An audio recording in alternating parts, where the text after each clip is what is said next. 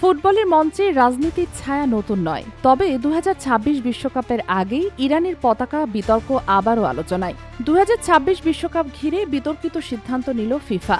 Iran দল বিশ্বকাপে খেললে স্টেডিয়ামের ভেতরে নিষিদ্ধ করা হবে দেশটির বিপ্লব পূর্ব যুগের পুরনো জাতীয় পতাকা। এই পতাকাটি মূলত ১৯৭৯ সালের ইসলামী বিপ্লবের আগের ইরানের প্রতীক। বর্তমান পতাকার মতোই এতে রয়েছে সবুজ, সাদা ও লাল রং, তবে মাঝখানে বর্তমান ইসলামী প্রতীকের বদলে রয়েছে সিংহ ও সূর্য এর ঐতিহাসিক চিহ্ন। ফিফার কাছে জানতে চাওয়া হয়েছিল বিশ্বকাপ স্টেডিয়ামে দর্শকরা এই পুরনো পতাকা অথবা সেই প্রতীক সম্বলিত পোশাক নিয়ে ঢুকতে পারবেন কিনা। জবাবে ফিফা তাদের স্টেডিয়াম আচরণবিধির কথা উল্লেখ করে জানায়, স্টেডিয়ামের ভেতরে কোনো ধরনের রাজনৈতিক, বৈষম্যমূলক বা আপত্তিকর বার্তা বহনকারী সামগ্রী প্রদর্শন নিষিদ্ধ। অর্থাৎ ইরানের বিপ্লব পূর্ব পতাকাকেও রাজনৈতিক প্রতীকের আওতায় দেখছে ফিফা।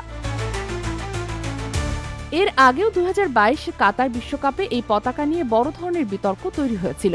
সে সময় অনেক দর্শক ইরান সরকার বিরোধী স্লোগান সম্বলিত পোশাক এবং পুরনো পতাকা নিয়ে স্টেডিয়ামে ঢোকার চেষ্টা করলে নিরাপত্তা কর্মীরা তাদের বাধা দেয়। বিশ্লেষকরা বলছেন, বিশ্বকাপকে রাজনৈতিক বিতর্ক থেকে দূরে রাখতেই এ ধরনের কঠোর অবস্থানে যাচ্ছে ফিফা। তবে সমালোচকদের দাবি, এটি মত প্রকাশের স্বাধীনতার উপরও এক ধরনের নিয়ন্ত্রণ। Sheikh Masuma, news desk, daily our Bangladesh.